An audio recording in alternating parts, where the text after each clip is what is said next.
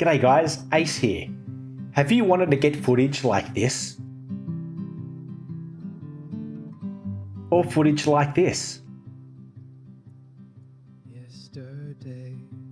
Well, if you said yes to one or both of those questions, this video is definitely for you. And I'm going to take you on a bit of a journey, how I spent a lot of money to get really bad video footage. And really bad video footage on this machine here, an old Sony video camera.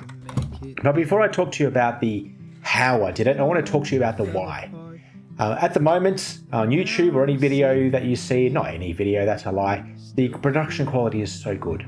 And it's so good to watch. It's so good to see. A rising tide lifts all ships, and there's no doubt that the quality of video is going around. Production value is great. I just can't do it. I just can't get all that epic B-roll and make smooth-looking videos.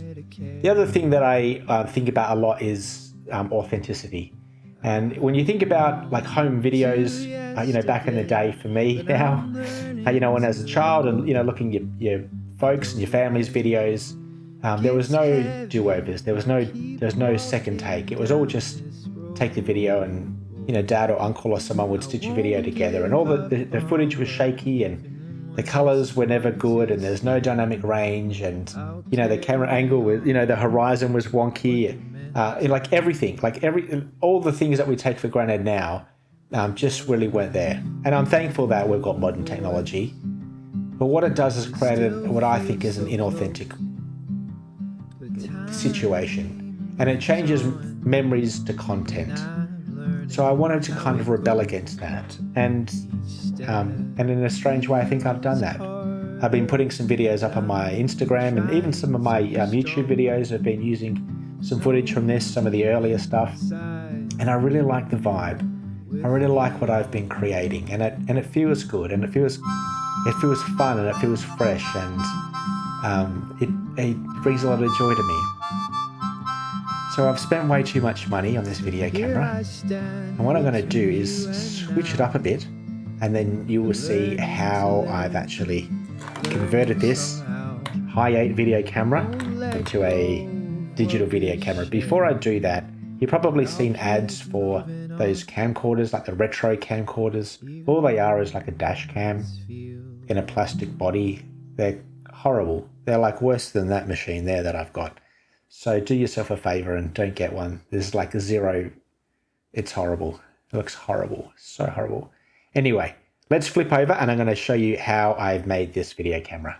Alright, so let's rock and roll, and let's talk about how I built this particular system, and let's talk about costs. So first of all, the camera itself, pretty standard Sony Handycam, as you can see. Got a few extra goodies for it. I got a macro lens, I got a big boy battery and a little battery, a charger.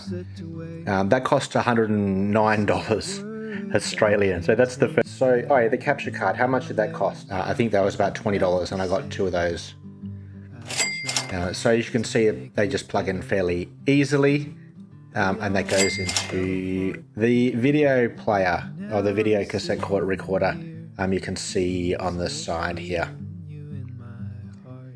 Oh, look at that, the video doesn't. So this little tab here is where we're going to put our cords. Now you can see there's no stereo output, it's just mono. And pretty much all the videos I've got, the sound doesn't work anyway, so we're not going to be particularly too worried about that. I plug the audio in, but it doesn't make a lick of difference. So looking at this capture card, it's a USB not C connector, and it's a massive long cord. So we've got a problem here getting that onto my phone, which is USB. Yeah, look at that crappy old phone again. I've had that for a couple of years. If anyone wants to buy me a new phone, be most appreciative. Not asking you to, but it'd be awesome if you did, because that'd be like super kind. All the batteries are coming off. That particular app that I've got, USB-C app, USB camera app, I bought the paid version. It was about $7 Australian, because the unpaid one. Alright, so we've got this little doodah. It's the USB to something, USB-C connector. So looking at all those connections, look at that. It's hideous. It plugs into there. Now, even like you'll see when I plug it in, it just doesn't register well with the app. It attaches, it detaches. Looks like a nutsack. There we go. With the slightest bump, and you'll see it bump in a second, it will disconnect it. See? No good. So you can imagine like being out and about, trying to take video. It just doesn't work. It really is such an impractical... Did it again. Such an impractical solution. So I was really disheartened because I'd gone out a few mornings to try it and it just wasn't working. I had to keep everything perfectly still, and it was really disheartening. So there had to be a better solution. So let's get rid of that particular mess. So I saw a video by a guy called Max Vega, I think his name is, where he had used one of these mini DVR things, which apparently is something they use on drones. And there's a little SD card that we bought there. Now, those mini DVR things are $40 or $45 each.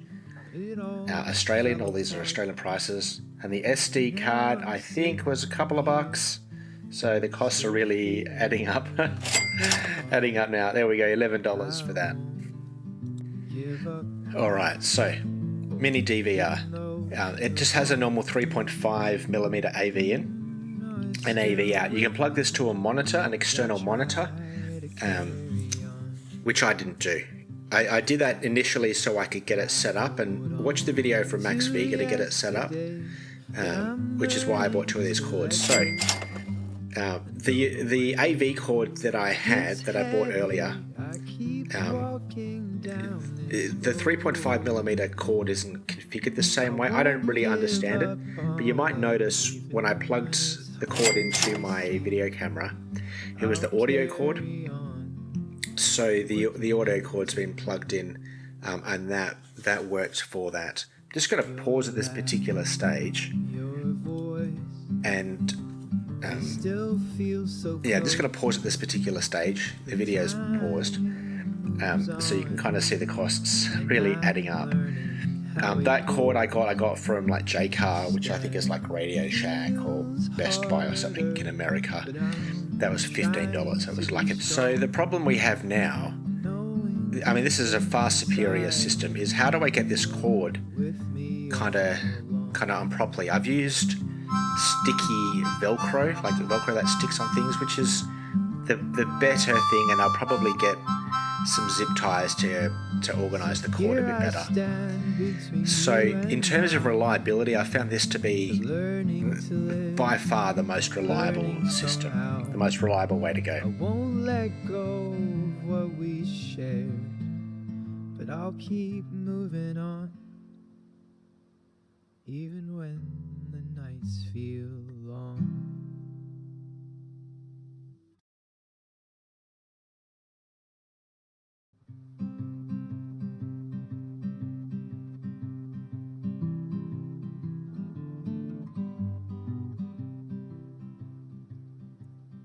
Yesterday we had it all, but you slipped away. I said words I can't take back. Now there's nothing left to say. Well, what do you think? What do you think, guys? I started making a video of how I edit the videos, but honestly, it was the most boringest video you've ever watched in your whole life. So I will save you all from that. But I want to know what you think about the footage. I want to know what you think about the vibe and the feeling. I sound like the castle. Vibe, it's Mabo, it's the Constitution. Australians will get that reference. I like it. It's the antithesis of modern content, which I innately kind of rebel against anyway. I want to know your thoughts, but I'm going to talk to you about another project that I've started to think about, and it involves one of these little 8mm cinema cameras. Super 8 is digitizing this, and I have no idea. I think it involves a Raspberry Pi camera, a little computer thing. I got this as part of a bulk lot. It still kind of works. Listen to this. Just listen to this.